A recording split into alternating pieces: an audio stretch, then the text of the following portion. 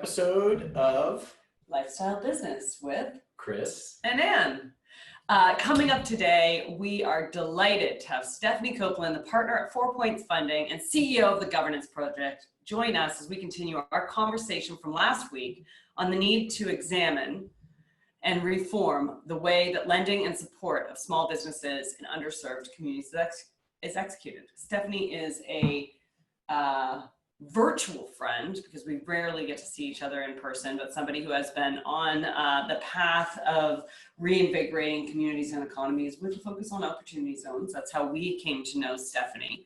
But I'm really excited because she's really shining. Just on a panel with I her. was just on a panel with her, and she's shining a light on a lot of these issues that we're facing in today's markets. She's on fighting the same fight, only with a different perspective. She does have a deeper checkbook than me. So I aspire to be Stephanie one day. And as Marc Morial said in our last show, I think something that we can theme up is it's time to put the jam on the lower shelf. So we'll talk about that theme. So we can reach it. So we can reach it. Not so much us. Right? Not so much us. I don't think he was directing it at us. Stephanie, we're gonna bring you in a few minutes here. Just work through a little bit of intro, but welcome and welcome to everybody else who's showing up here. I also noticed that you said Governance Project. That was a Canadian pronunciation. Oh, I thought I had gone American on you. Yeah.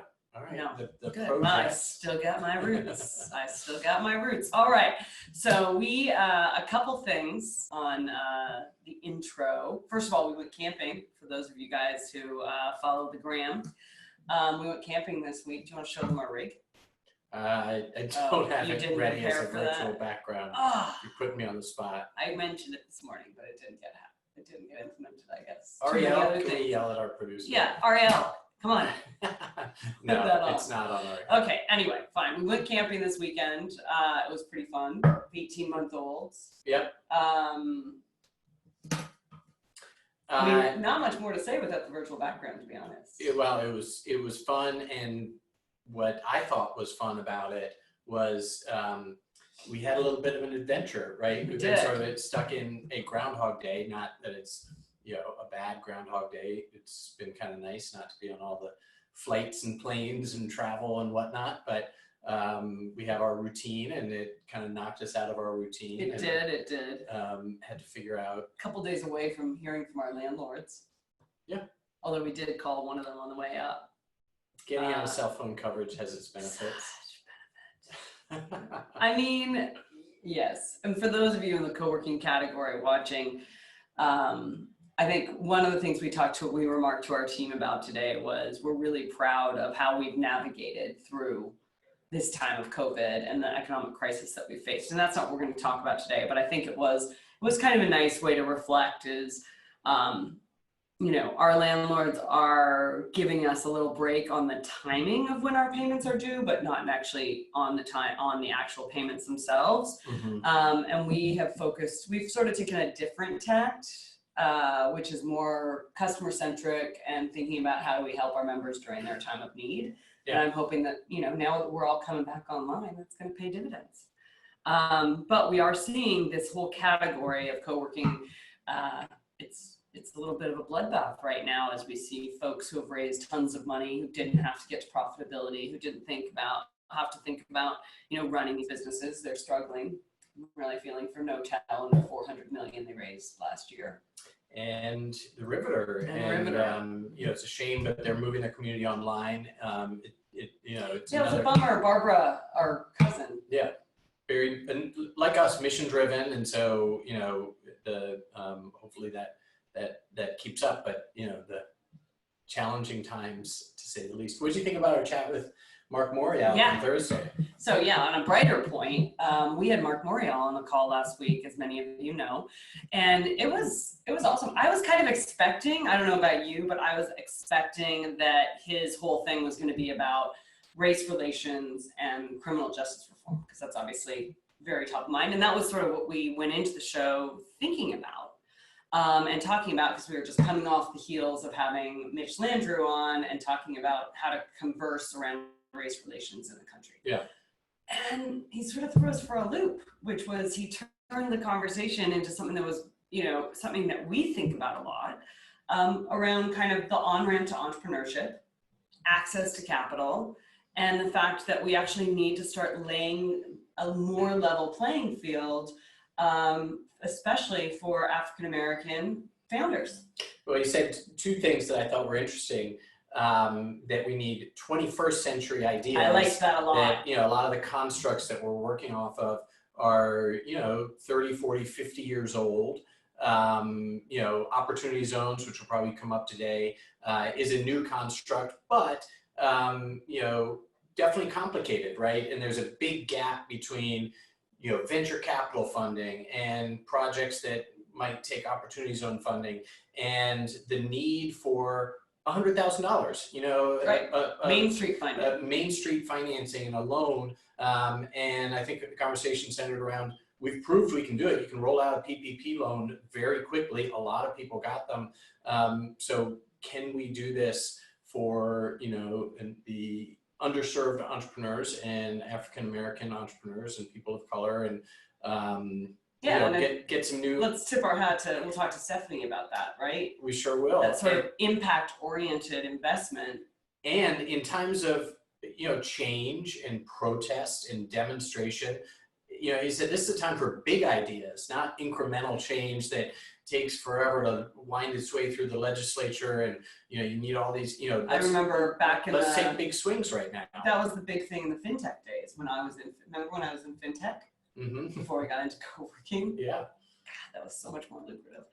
But in the fintech days, the reality was that we were fighting with a crumbling infrastructure, right? Trying to build innovative solutions and technologies on top of basically ACH, which was built in the early 70s. Yeah. This is exactly what financial products have been created, right? Yeah. They've been created through the 80s and the 90s, and these are all financial products that existed. And the metrics, especially in the higher end scope of investor, the metrics, are totally gamed against the smallest businesses and the early stage startups. Well, not just that, but against the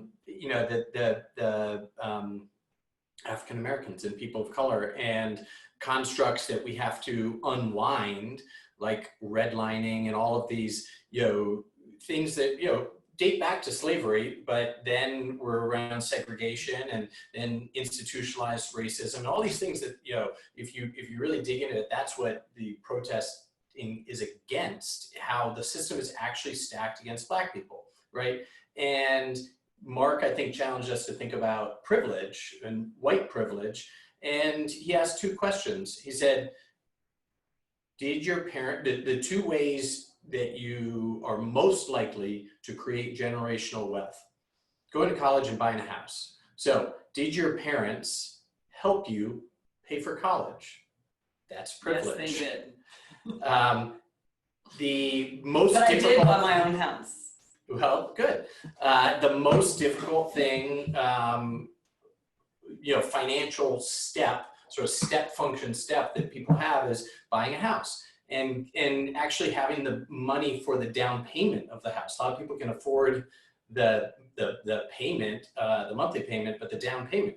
So do you have parents that were able to help you, or a 401k or some savings or whatever that was passed to you that helped you make a down payment for your house? And those are two areas that, regardless of your color, but if you have that opportunity, that is a privilege that many African Americans and people of color haven't had, and it's just an interesting reflection. And if you start at the access point of college, right, and the idea of not having to go into debt for that, it does sort of create a clean slate for you as you leave the university system, enter the workforce, and depending on the college that you get to go to, that determines the job that you get, and that determines the opportunities that you have, and that whole on-ramp to is privilege, right? Yeah. And I think that's where it comes, because it's not just about buying the house. Yeah.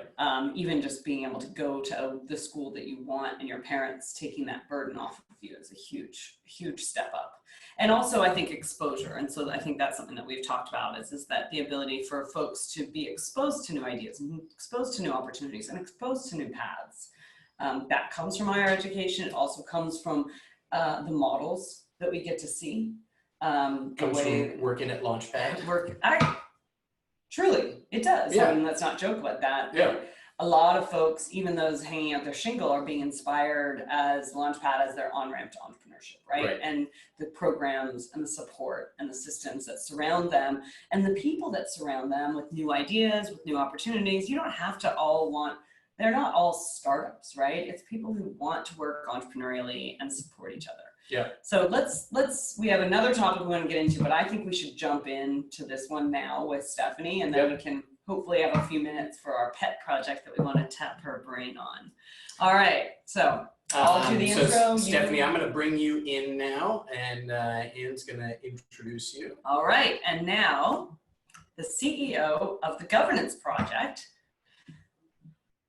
partner at 4 Points Funding LLC, and holding way too many board seats to count, Stephanie Copeland has made it her mission to make Colorado a better place through inclusive development that focus on people and communities that have been too long locked out of the economy, something that is more necessary now than ever as our country recovers. So here to talk today, she's building a path for investing across Colorado's emerging communities and develop innovative public-private models for accelerating policy solutions at the state and local level is Stephanie Copeland. Stephanie, how are you? Good. I'm so happy to join this fun. I can't wait to have this conversation. It'll be really Great. Fun. Thanks for having me. My pleasure. It was fun to see you, although virtually via WebEx.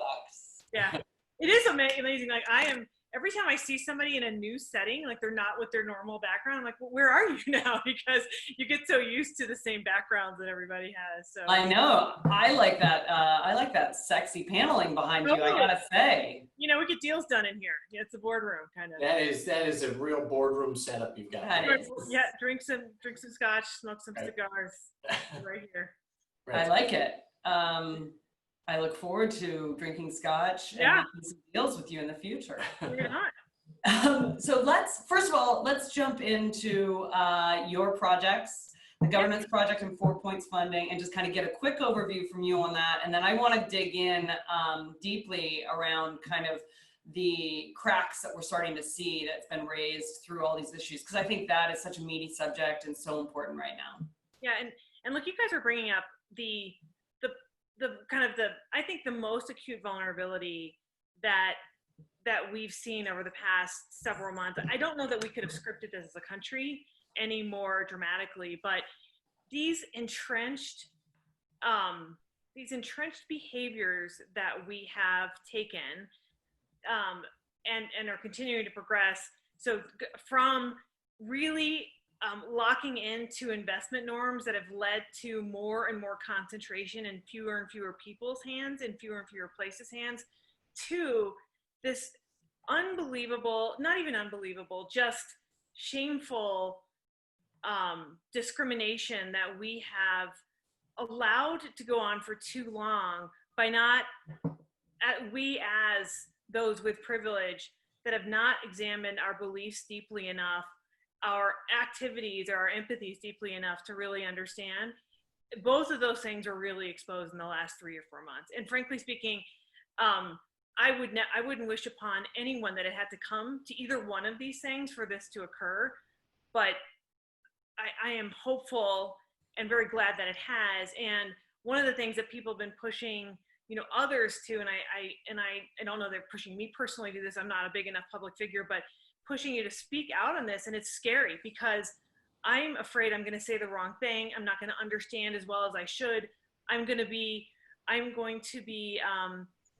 complicit without understanding. And that's something we have to just let go of. Let's just be as vulnerable as we possibly can and figure out how to change behaviors through experiences that we've not opened ourselves up to. And whether race discrimination is the most egregious, I think it is. I'm just ashamed, and it makes me want to. I'm just ashamed, and I want to do something about it. Gender discrimination is another thing that I think we've all confronted, and it's much more subtle, but it was a tiny little crack in understanding how people feel. And you have ethnic and religious and all types of discrimination that it's just just ridiculous. And I've just been doing a lot of soul searching around what am I doing that is both either complicit, not allowing for this to happen, or what can I actively do to just provide more social support, more human capital support, more structural support for everyone. Most importantly, our African American and our Black citizens and my friends to take part of. So I think it ties in so well. Opportunity zones are really kind of focusing on the way capital flows into place. Place typically correlates to neighborhood and socioeconomic group, and socioeconomic group typically and sadly correlates to race and ethnicity. And that's wrong. And by the way, it's bad for us. It's bad for those that have privilege. It's bad for those that don't. And if we don't realize this, we're stupid. So with that little soapbox, I don't mean to start off in such a preachy way, but no, but I want to just jump on that, which is, I think the first time we met was a year ago around a huge, massive boardroom table at the top of the Rockefeller Foundation over a dinner with fellow board members, right, from the Forbes OZ board, talking about how we were going to roll out opportunity zones. And you and I, of course, were at either ends of the table. And the only ones who were saying, like, guys, right.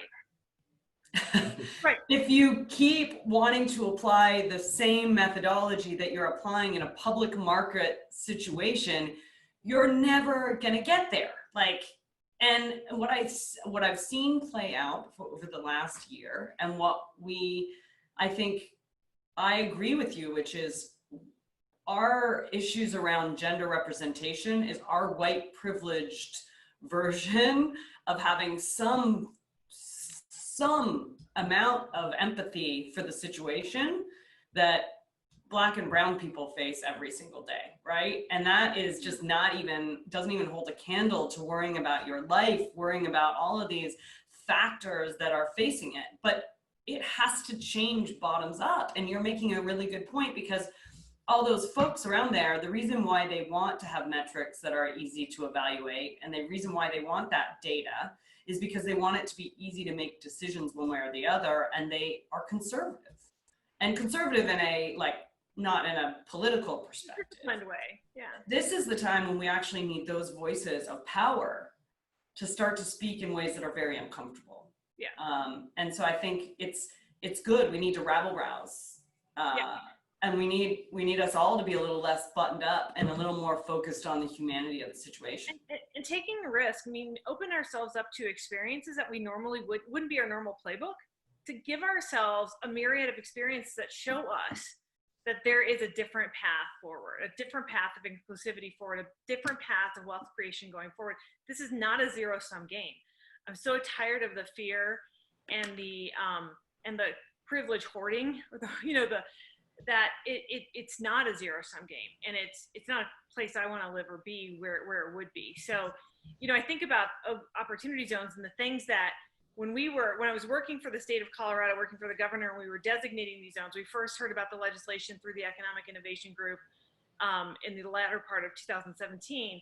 And my first thought was, there's so much capital on the sidelines, and it's got such entrenched playbooks and habits that getting it to move out of its core ruts that it's in, and aligning that capital, that seeking return, to the benefit of the community stakeholders that it's meant to invest in, it's going to require new intermediaries, people throwing up new models of investment, taking risks that sit further out on the risk curve than they've wanted to, and frankly, creative ways of bringing capital and resources together that, again, create symbiosis for different pools of capital. So we knew that that big investors, there's no benefit in them trying out new things. They've got a good thing and it's working.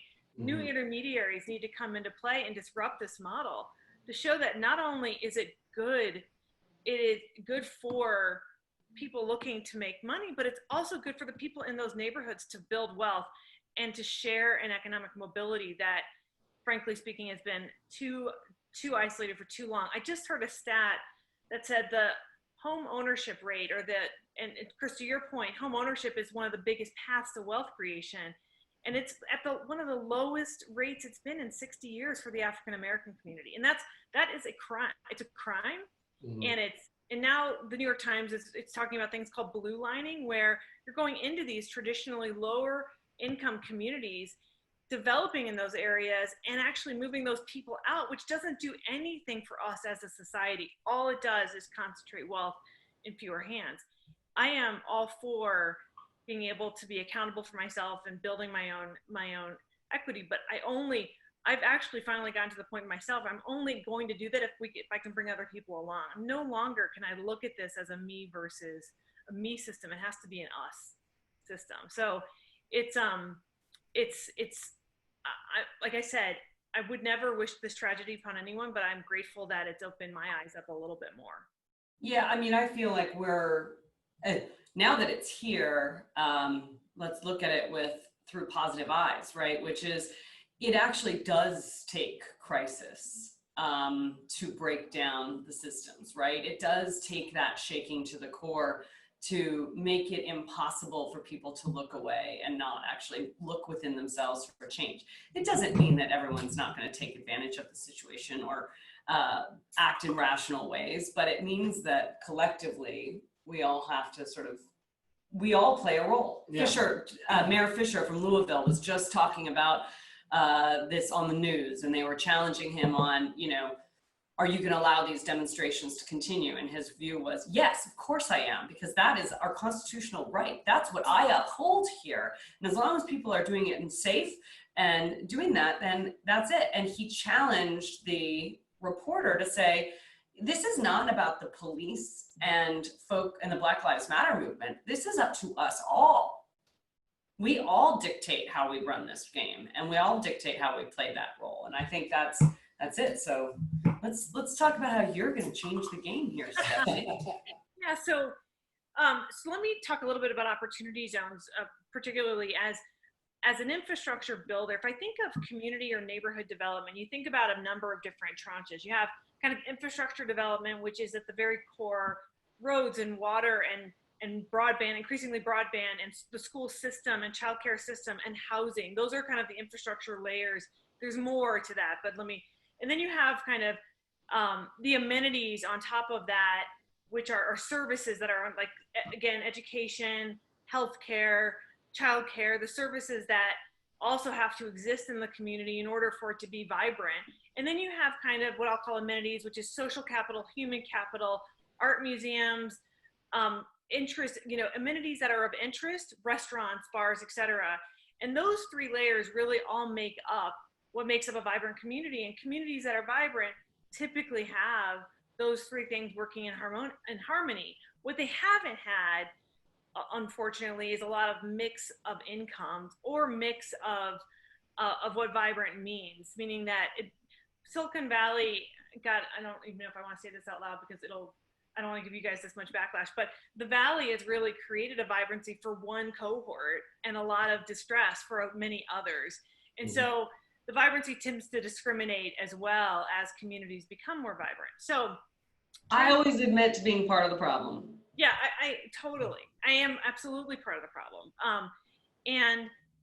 But if we look at investments and we look at how capital flows, again, if you're talking about a neighborhood in New York, one of the boroughs of New York, there are, again, many playbooks around what can you invest in there that's going to have very safe returns, that's going to have, a real ability to create appreciation through opportunity zones using that infrastructure pillar that I talked about. So housing is like middle of the fairway investments that opportunity zones are made for.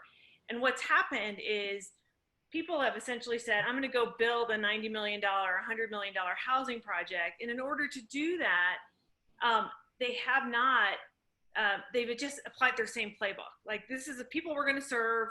This is the rents we're going to charge, and these are how we're going to build it out. Versus thinking about how do you creatively stack a capital stack in one of the boroughs of New York to create a more inclusive housing project that allows for mixed incomes to live in that while you're still making returns. So that's one creative step. The other thing that we found and where we're concentrated is in the rural parts of the country. And this will speak to fewer people but I think it's increasingly important.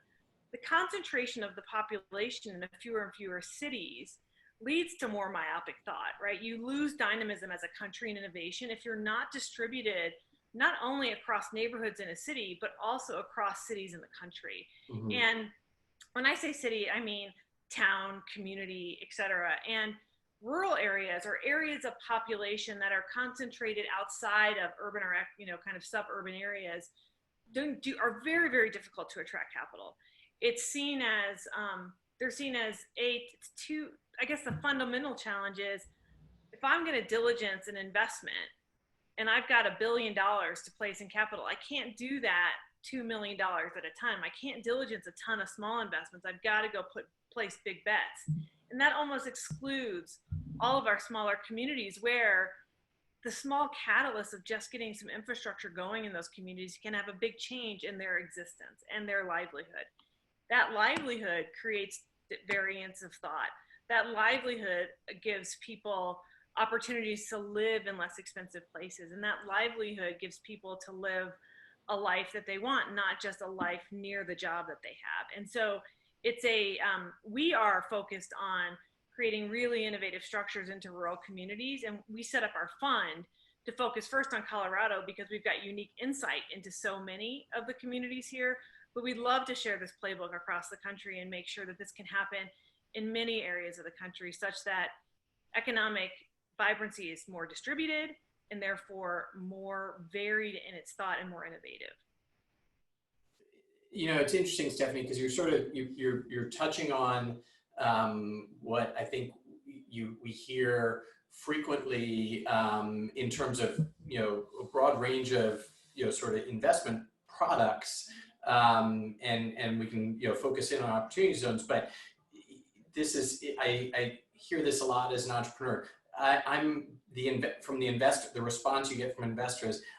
I'm too big. I can't write anything below a $10 million check, right? I can't write anything below a $100 million check, right? We've heard that in our fundraising. So you're talking about this need for intermediaries, and I think that's exactly right, because one of the areas of our focus has been around getting opportunity zone funding flowing into operating companies, because as we operate launch pads in opportunity zones, and our entrepreneurs that work at launchpad locations are in many cases people of color, underserved, from all of these constructs that were sort of they ask the question, well, how does being in an opportunity zone benefit me, right? Is this increase my access to capital? And what you're describing is exactly that, this need for sort of intermediaries. And this was sort of, back to the call with Marc Morial, the meeting with him last week, there's complexities in all of these programs that there's sort of the cost of managing the program only works if it's big check sizes, right? And structurally the type of investor that these programs attract is different. But by the way, if you go back to the reason, again, this will invite also all kinds of criticism because there's not just one reason for this. But if you look at angel through kind of seed to Series A funding, the size of checks have grown, not coincidentally, right? I mean, the size of checks have grown as the cash on the sidelines has ballooned. Mm-hmm. And so, a Series A check size, a few decades ago was a quarter of the size it is today. And therefore that valley between, inception and bootstrapping through to Series A requires you to have an organized source of capital unless you have high net worth connections, which ironically then precludes so many people that were trying to get into the boat, right? And so, you have to find new fund manager, new intermediaries. And there's been all kinds of ideas around this from, from NDVC to, just RBI, different types of RBI and different types of fund structures. But there is a role for philanthropic and public officials to play a role in seeding fund managers to do that work, whereby while they're building up AUM, they can search for these small check-in investments with outsized returns. Where there's inefficiency, there's a return, there's nascent value, and give them the path of, as a fund manager, as an intermediary, to actually build a book of business that then allows them to self-perpetuate that small check size book of business. So, for example, in Colorado, we have the Venture Capital Authority of the state. It was about a $50 million fund that was set up by the state, and we sold insurance tax credits to set up the fund. That fund was then outsourced to 2 fund managers to go and invest in Colorado companies around certain rules that were outlined in the legislation. And what we found was there were requirements in the legislation for this fund to invest in rural parts of the state. They couldn't do it. They didn't have the time. They were going to be too distracted going to find that. So they ended up investing a lot along the Front Range, which fine. It's great. Actually, it was a really nice, the fund actually returned a really nice, it had a really nice return profile. It returned a bunch of capital to the state after one of its companies exited. And we took that fund and said, I think it was like $12 million, and said, we're going to dedicate this to, you have to invest this fund in the rural parts of the state. We went and hired a fund manager. We did an RFP and hired a fund manager. And through that, we were able to leverage some private philanthropic support to bridge that fund manager until they got some critical mass and could start paying themselves. So they were really interested in investing in these areas, but they needed that bridge, because all people are looking at is trying to build up AUM, because that's how a fund manager makes their fees. Instead of, how do I find the real value, and how do I pay myself until I get to critical mass with that smaller value?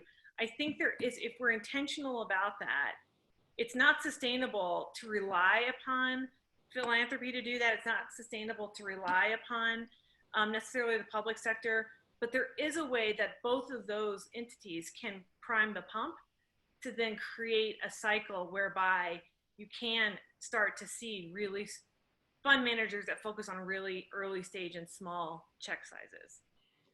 It's interesting because we talk about this a lot, which is there are multiple legs to the stool that need to have a role to play in creating kind of a lasting and resilient entrepreneurial community, especially in, say, rural markets or other not majors. And so we focus on, obviously, mid-market cities.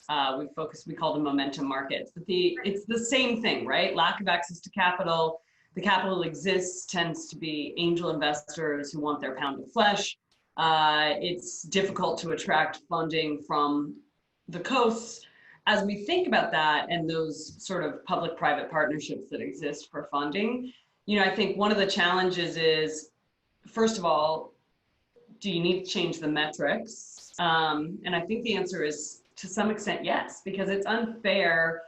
Not unfair, but you're going to automatically and systematically kind of eliminate those companies that are earlier in the trajectory and don't have access to friends and family funding, right? And so you kind of almost have to take, whereas most funds that have focused on mid-market cities, and I'll pick on, I won't pick on any, but most funds that have focused on these sort of the rise of the rest type markets, they actually have raised the bar for seed and Series A funding in terms of where you need to be as an organization. You need to be ready for an acquisition. You need to be having product market fit. You need to have revenue that is on its way to profitability or be profitable. Those are the criteria they have for a seed round in these markets, because they don't have any social capital that they can depend on, right? They don't have the networks. They don't have the trust in the entrepreneurs. And as a result, we've actually raised the bar and eliminated a huge swath of companies that in other markets that have a more equal playing field that people are willing to take flyers on, right? Here in the Valley, if you work at Facebook or you have a Stanford degree or you have a CS degree, yeah, you'll find someone who's willing to write that first check. You may not like that investor or any of those things, but you'll probably be able to get it. In these markets, like those check sizes are so small, and most of the funds raise the bar that would be well above a seed or a Series A bar. And I've known it because I've gone and looked through their criteria, and their criteria is just so much more advanced than what these folks need. Well, right. And said differently, what they essentially are doing is saying, we're only going to invest at this point on the risk curve. So we're not going to invest in the risk curve because we don't trust that there's management teams that have been recycled enough here to do it again, right? So in the Valley, the one unique thing they have that's really hard to replicate is they've got thousands of management teams that have been there, done that then create a perception of very fruitful waters to fish within. And so you have to do the same thing. You have to get the cycle going in smaller markets, whether it's momentum markets, even markets that are large but are like Minneapolis and that don't have a lot of. I shouldn't say that Minneapolis is an unbelievable market with lots of great professionals, but it's not a high capital investment ecosystem for entrepreneurs yet. Maybe it should be and will be, but there are. You have to create an entire ecosystem, which includes. Do you have a pool of opportunity that investors feel safe betting on that point in the risk curve? And if you don't, go ahead. Well, let me dig in on the types of businesses that are of great potential that we see in launchpad locations, that we see in momentum markets, that are probably great businesses in rural markets as well.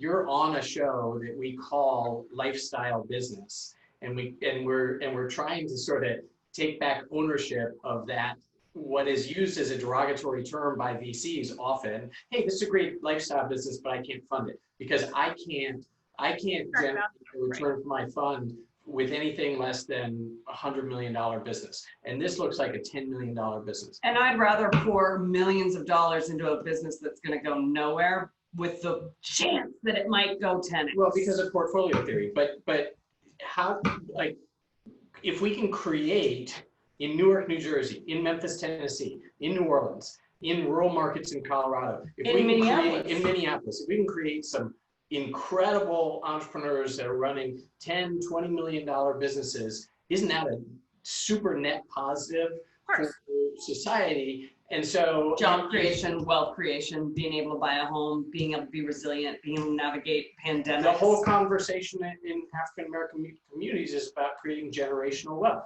right? A $10 million business is going to create generational wealth for that entrepreneur, right? So can we examine just the funding construct? We had this conversation the other day. There's a lot of VCs, very well intentioned right now, that are saying, you know what, I want to diversify my deal flow. We should have an African American That's more in African American companies. And we made this comment on the show. Okay, what about looking at your own business model and reflecting that way and saying, okay, let's look at revenue-based financing. Let's look at indie VC. How can we make money? How can we make money on a $10 million outcome, on a $20 million outcome? And let's create a financial product for that. Because I'll tell you where the financial product is right now. It's either unicorn, right? It's either unicorn. That's the entire VC spectrum in the last 10 years has moved to. If it's not a unicorn, it's not going to return. It's not going to make a dent in my portfolio because of the size of assets under management. Or people don't have a relationship with their bank. We saw that through PPP. So SBA financing, which is personally guaranteed, you're asking the entrepreneur to personally guarantee. Put up that house they can't afford. You're taking so much risk that we would never ask a entrepreneur who's swinging for the fences to take that much risk. That entrepreneur is savvy enough that if they're taking a $10 million equity check, it's not personally guaranteed. If that company goes to zero, the entrepreneur moves on to the next. Is there something in between that we can create so that some of these, a great $10 million business can also be a great investment for an impact investor or opportunity zone investor or a carve out for a yeah, VC fund. philanthropic investors? Is there room for that, do you think? Yeah, and I think so. Look, I don't have the answer. The way I would think about it is, and there was a note from someone on the webinar, which is exactly the right point. You know, whether you have a $10 million check or a $20 million check that returns a lot, or a $50 million check that returns, a small amount, I've got to do less work on the $50 million check to return the same amount. Therefore, I'm going to go there. Yeah. And what people there's actually an inverted, in my opinion, risk curve placement on smaller investments in particular areas, because where there is inefficiency, there's a big gap of inefficiency for VCs that sits below Series A. Where there is inefficiency, there is nascent value to be found with the right support. I'm convinced of it. And the way I would think about it is looking at employee ownership as an investment vehicle, of course, and a lot of ESOPs are becoming more in vogue, although I think there's more iteration that needs to be done there to be more inclusive. Secondarily, you've got private lending, which being a part, I'm a little bit worried about venture lending or private lending as a part of the equation, because without regulation, both parties can be harmed pretty egregiously. Is that like collateralized lending obligations that are loan obligations are starting to balloon, similar to what how CDOs ballooned in 2007 and 2008. And I think that's something we should be watching. So I think their debt can play a role. It just needs to play an appropriate role, and the barriers to access it need to be well defined but not sharp. Mm-hmm. They need to be predictable but not a barbed wire. And then the third thing I think about is, how do you defrag and organize angel capital? How do you create an institutional platform that defragments the angel capital that is really interested in writing the $50,000 to $75,000 check? And if you get 5 of them together, they're interested in writing a $250,000 check. How do you do that? That's also a platform that, sitting off to the side, if I don't know that you'll convince venture that that's what they should do. I think you have to show that how that can be contributive or accretive to their plan, and then they will start doing it. That's my opinion. Yeah. It's more likely that first-time fund managers or angels or people earlier in their trajectory, VCs are not going to move downstream. Once you're upstream, you've kind of made it. You're there. You're not going to move back downstream. It's funny, so we have our opportunity zone funds, and we're wholly focused on real estate. We also, because we're investing in real estate in all of these markets, we have something called the West Slope, which is the western slope of Colorado, West Slope Angels. And we have chapters across the western slope, and all we do is diligence companies that are in those areas. We charge no AUM. It's just a side business, because we think having healthy companies de-risks our real estate, and our real estate de-risks the companies, so it's a very symbiotic thing. And we take a very small carry on the back end, but in exchange for that, we are a single source to people looking to raise money in Basalt, Colorado, or in Durango, or in Grand Junction, or in Steamboat. And that angel syndicate has, in my opinion, has to be almost, I don't think you can start there. I think it has to be a sidecar to something else you're doing until it eventually becomes a profit generator. But it's certainly a symbiotic investment to make for anyone that's looking at place-based investing. Mm-hmm. So what I'd love to see over time, and a friend of mine seeded this idea with me, and I'm not quite sure how it will play, is that you, instead of having, in the real estate world, there's a lot of single asset, single project investments.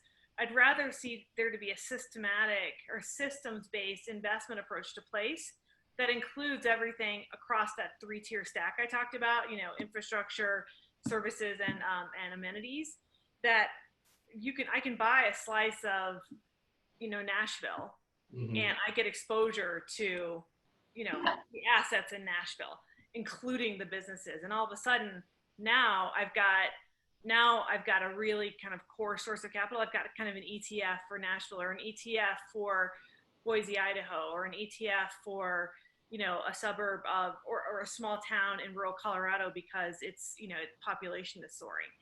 And Because the fact is that will then build on itself. I think you are highlighting the systemic issue that we all are facing, right? Which is investors are rational, they're very emotional, but they appear to be rational, right? Right.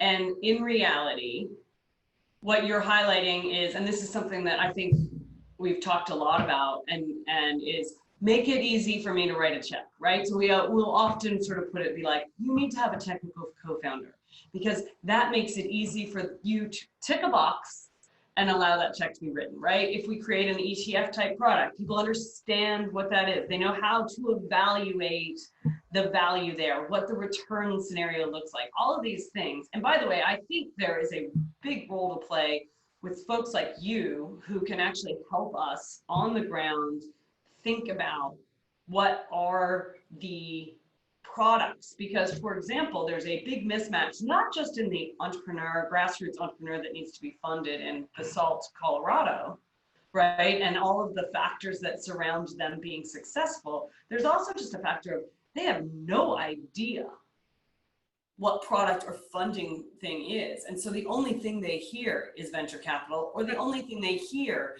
is debt financing, right? And so what we actually need to do is educate the marketplace and act like that API. And we need to be educating the investor and finding those investors that are interested in this type of scenario, but then designing a product that actually meets that. And it's very frustrating though, because I think when you go back and say, and then you see VC Twitter be like, you know what, we need to support more underrepresented minorities and support these things. And I think what Chris is saying is like, why don't you look in the mirror and realize that by your entire business model, and Anu, you make a great point, right? If your entire business model is only returns focused and only this particular scenario, you are cutting out the opportunity to actually get this. And so you have to think about not only playing a role to improve and create the products that exist, and I think there are new products that can exist with new return scenarios that people like you could actually help design. And at the same time, then don't try and spout some sort of view that you're going to be all of a sudden inclusive funding, and that's going to be a thesis that you have, because if you don't change your thesis, it can't be truly inclusive, right? If your thesis doesn't change to be inclusive of the base hit or the second base hit in rural communities, you're not going to invest in rural communities. If your thesis can't change to understand, like, if you think about it, the reason why Peloton blew up, right? Why did Peloton blow up? Because I'm really fat and I needed it. Not now. Now you understand why it blew up. Like it's but Peloton was the first non-male used product in venture capital, consumer product in venture capital that blew up, that did not depend on a media model, that did not depend on e-commerce. And why was that? Because rich fucking VCs' wives loved the Peloton. They are the only ones who could afford it. And they were like, my wife is back there and she's getting on that Peloton and she's getting fired up and I love it and I'm gonna get the Peloton and I don't believe it's gonna work, but she loves it, so I'm gonna do it. And they invested in it. Right. Way before the revenue line. I'm sorry, my mother-in-law's on the call. I'm sorry for swearing. But at the end of the day, that is why. Well, you know, it's an amazing product and it's an amazing story and it's an amazing reinforcement, but that was a different product than they would have said no to that product if it had been not their wives excited about it. Well, the point that I think is so interesting from that is, and we all have a tendency to do this. So I looked at myself, we're lemmings, right? So I follow a model that I've seen that's proven, you know, I rely on evidence, I rely on data, I rely on where my comfort zone is. And I'm kind of hesitant to step out of that zone because it hasn't worked for me in the past and I'm not sure it's going to work in the future. And I think that it takes people like you and others that are in your ecosystem and we'll do some stuff as well that provides models that whether or not we're the next breakthrough model, I want to just make progress so that people can stand on my shoulders and make more progress and people can stand on their shoulders and make more progress. It does come down to new financial instruments.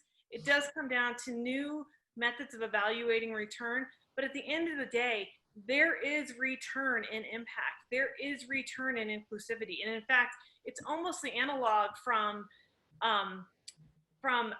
oil and gas to renewables. 30 years ago, if you were a renewable kind of junkie, you were just there because you cared about the environment. Now the ESG funds and renewable investments are the only path to profitability and to return because consumers are demanding it. And therefore it is a more required product in the market. That same kind of shift has to go along too when consumers demand things that are more inclusive in their supply of services to the market. And again, that was a really circuitous way of saying that. I think that profit is shifting such that impact is going to be required in order for companies to drive impact, in order for companies to drive profit, And I think that more mercenary, more predatory products are going to start to really lose their opportunity to create incremental margin. That's so right. I'm very hopeful.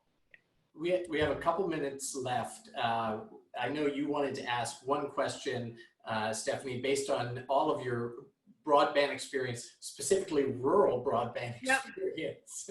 Anne has a question for you. Sure. Me up for it. Go for it. All right. No, thank you for that. And Stephanie, I can't wait to keep continuing this conversation It's really in public forums to help educate. And I think you can help us create a product or at least think it through. Yeah. All right.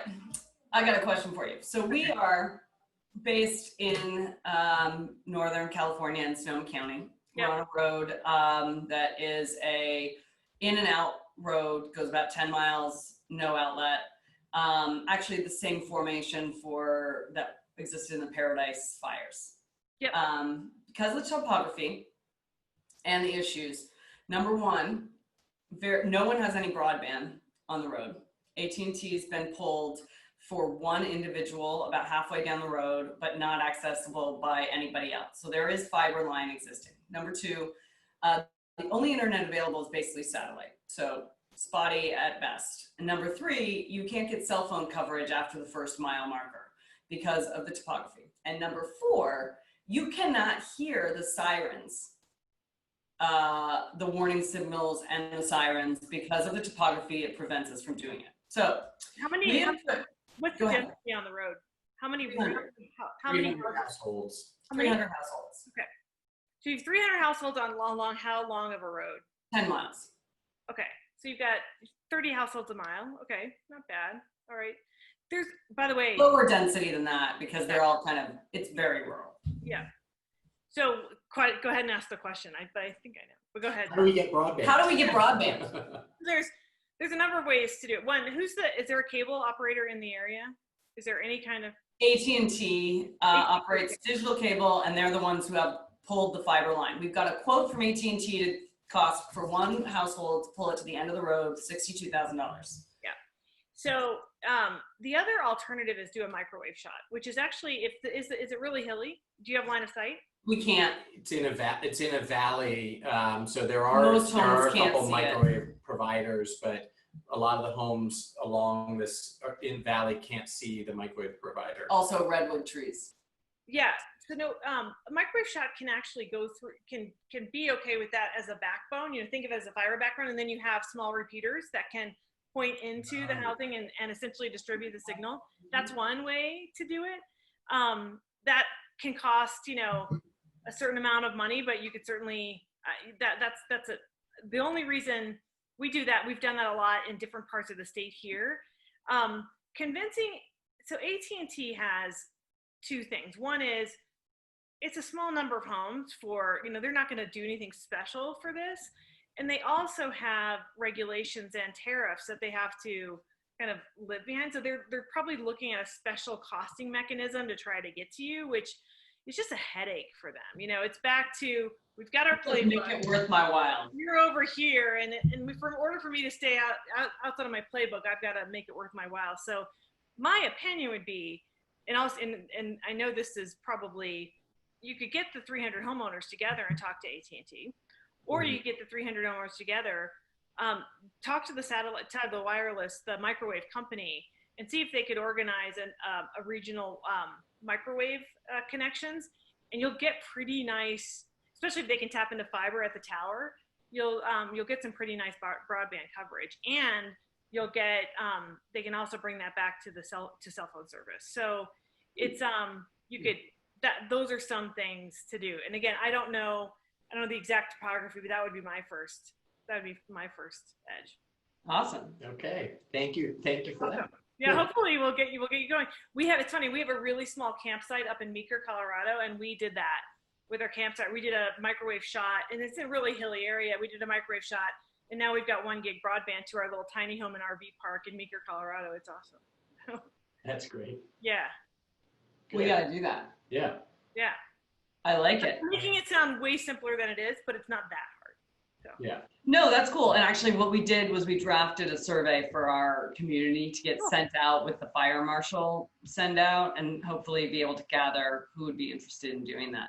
But that's a good idea. All right. It sounds beautiful. I wish I were, hopefully you guys are enjoying a little bit of truly off the grid. We are enjoying it a lot. But we'll have to have you come up and do a working session one of these days. Absolutely.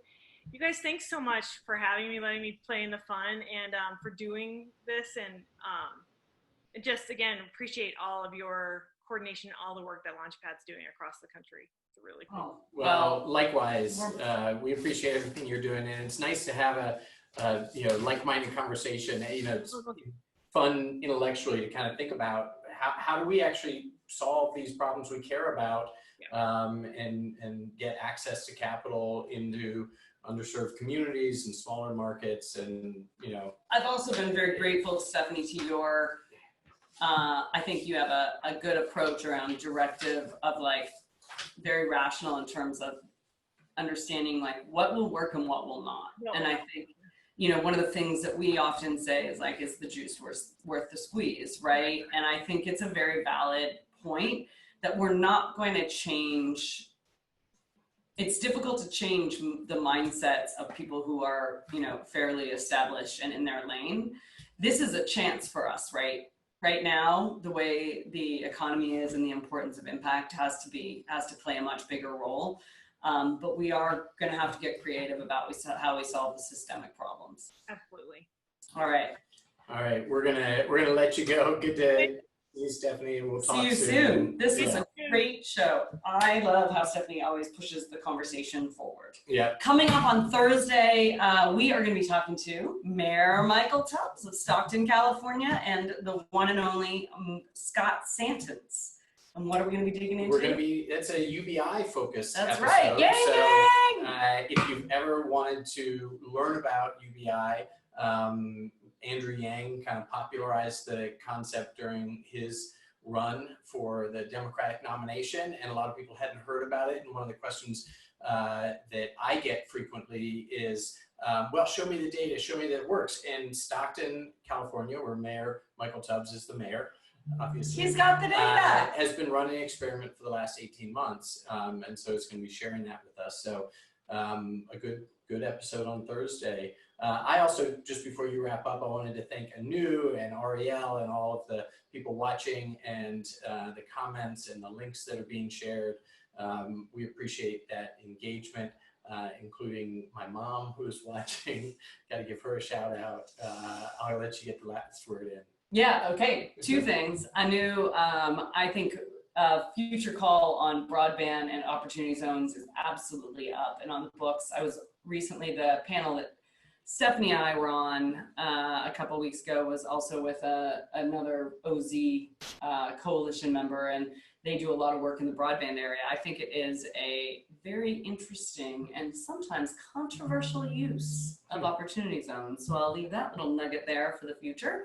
And I also wanted to do a shout out to Anu and KPMG for providing today's lipstick color. Ruby Rush by Tom Ford. We appreciate your friendship and your support throughout all of these And for anybody else watching, we do take paid placements, so feel free to send makeup. This episode brought to you by KPMG. Yeah.